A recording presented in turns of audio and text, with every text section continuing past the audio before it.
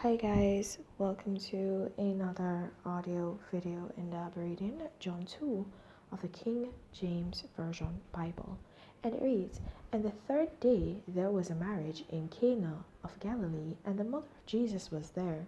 And both Jesus was called and his disciples to the marriage. And when they wanted wine, the mother of Jesus saith unto him, They have no wine. Jesus saith unto her, Woman, what have I to do with thee? Mine hour is not yet come. His mother saith unto the servants, Whatsoever he saith unto you, do it. And there were set there 6 water pots of stone, after the manner of the purifying of the Jews, containing 2 or 3 firkins apiece. Jesus saith unto them, Fill the water pots with water. And they filled them up to the brim.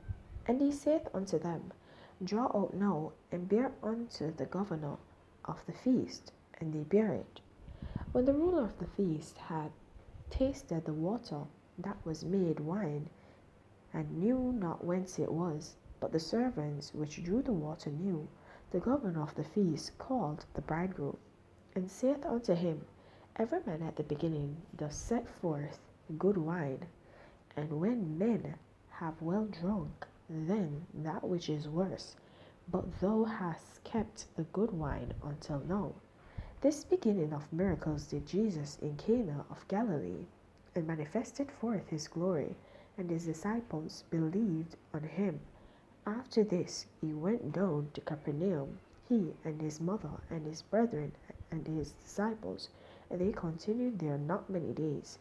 And the Jews' Passover was at hand, and Jesus went up to Jerusalem, and found in the temple those that sold oxen and sheep and doves, and the changers of money sitting. And when he had made a scourge of small cords, he drove them out. He drove them all out of the temple, and the sheep and the oxen, and poured out the changers' money, and overthrew the tables. And he said unto them that sold doves, Take these things hence, make not my Father's house a house of merchandise.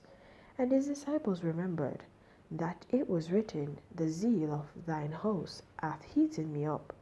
Then answered the Jews, and said unto him, What sign shewest thou unto us, seeing that thou doest these things?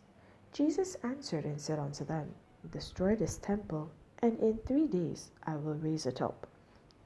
Then said the Jews, 46 years was this temple in building, and wilt thou rear it up in 3 days? But he spake of the temple of his body. When therefore he was risen from the dead, his disciples remembered that he had said this unto them, and they believed the scripture and the word which Jesus had said. Now, when he was in Jerusalem at the Passover in the feast day, many believed in his name when they saw the miracles which he did. But Jesus did not commit himself unto them, because he knew all men, and needed not that any should testify of men, for he knew what was in man. Alright guys, so in this chapter we see here where it was that Jesus was attending the wedding of a relative with his mother and his disciple and his brethren, maybe his brothers, right? Alright, so he was there, and though he was there, his mother wanted him to perform a miracle, but he was saying to her, Woman, this is not the time. God has not told me that this is the time. Look, I need not for you to tell me when to carry out the work of God. I know when the work of God shall be carried out. God will let me know at what point his work should be done. And so we see where the mother took this into consideration, and she just told the servants, look, whatever he tells you to do, just do it, okay? He's getting them ready. He's preparing them for what's to come. But Jesus let her know that, okay, the hour is not yet here, right? So if you realize, down in the scriptures, it said that the host of the feast, right? It was governor that they called him of the house. He was the one that actually tasted the wine, and he said that it was actually left, the best was left for last. And that just goes to show that Jesus was waiting for that part, the bad part, to actually pass over and be completed and ended before the good could come in.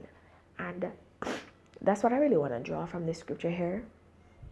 I mean, there are many things here, but that's what I really want to draw on from it, right? So the fact that Jesus himself, he said, the time is not yet come. He knows the time. He knows that, look, you need to get rid of the bad wine first. Well, not the bad wine, but the wine that is not as good as this one, so that people can appreciate this one.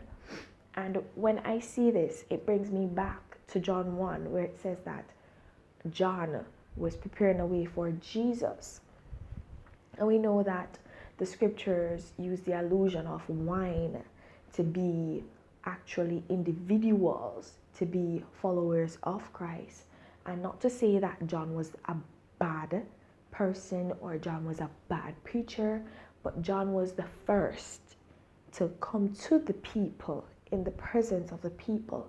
He was the lesser, and Jesus was the greater that came after John. So that kind of brings me back into alignment with that, and the very fact that we're actually in the book of John. So that relation, I wanted to make that correlation right there. The fact that the wine that was passed, the first wine, was not as good as the second wine. It was lesser in value. It was lesser in taste. It was lesser in its purity than the second, than the last one, which Jesus actually made from water, pure water, right?